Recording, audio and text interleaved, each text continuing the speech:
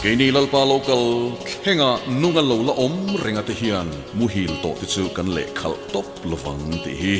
lalpa ngai chu al thom ne vantir kau chung nung ber one pathian to tor ri ne vana tangin alo chu to sia tin krista thi to ti chu an thol ma sa anga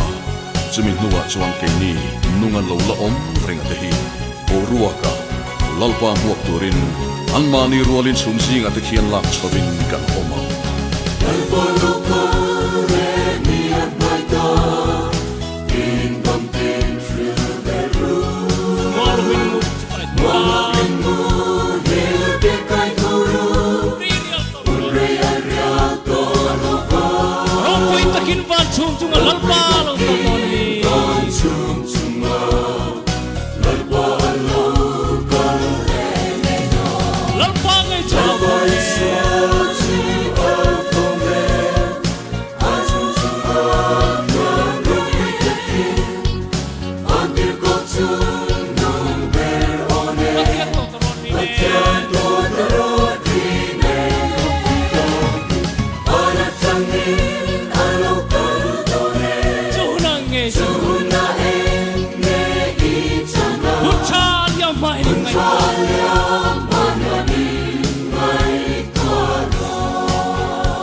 Katim muangan watangin lalpa muang siro Katim muangan watangin lalpa muang siro Ringhal to de chudam le mase tuti amathon ngai lo ni hallelujah Amathon lava atan sa te lord khom Atan sa te lord khom turi lalpa lo kal lehna ni hallelujah Lalpa iswati alkome Azuzuma Tuandropi keki Vantir kochun number one Patiato tarot rine Kompitoki Anatangin alaw kaldone hunai nge Sehuna enge itana hunchal yang mahyan Untalya mayani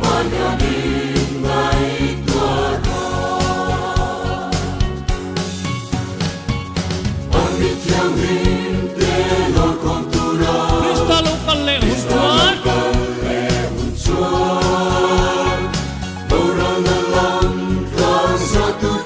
Bedominan room anga lalpa ringa sui tu de kan bena latar kan ko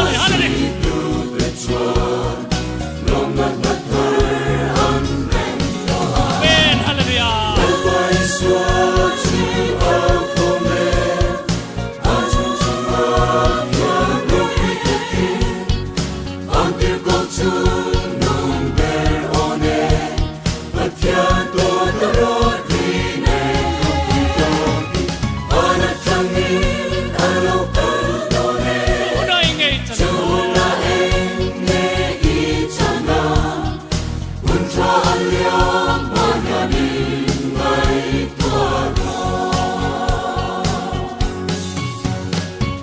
Laliswa Krista lokalani anaita